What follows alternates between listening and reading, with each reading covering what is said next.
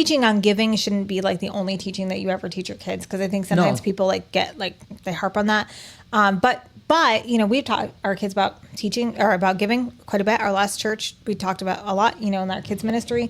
As we're launching this kids ministry, we're going to talk about giving. It's important. It's a biblical aspect. And so then he was like, oh yeah, I sewed my chocolates, and he kind of just went on his day. And we're like, oh, okay. Well, then the next day or 2 days later, it snowed a lot around here, and our kids ended up shoveling the neighbor's driveway. And so then the neighbor brings out a huge amount of chocolate for all the kids. In the open communication, this is what I was going to say and I forgot. Oh. Is that when we were moving down here, we actually had a conversation with our kids before. Yes, absolutely. We had an open conversation. We said, this is what we feel God's leading us to. We want you to be a part of this story.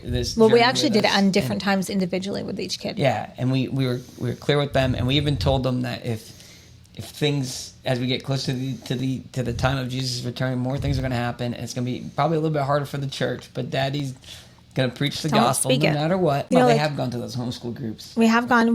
We're trying. And they're like, everybody here is weird. We are trying. We're trying. And so, you know, it's... Now you threw me off. Sorry. Not everyone's weird. It's not a stereotype. I don't blame them because the kids freak me out. Like, why do you have that weird mustache?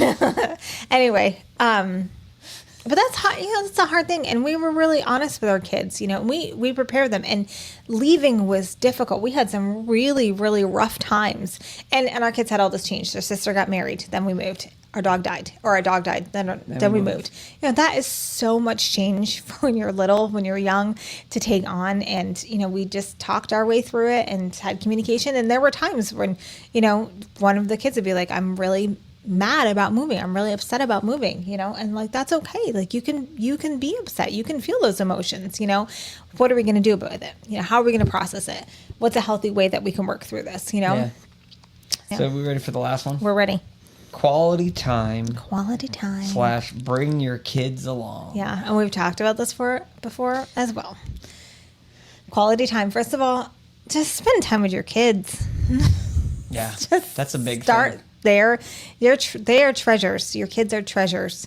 You know, treat them like that. And let them know that they're worth that by spending that time with them. So what do? You take them to the park, you play catch or something. That's actually rewarding to me. And it's actually good because I get out in the sun.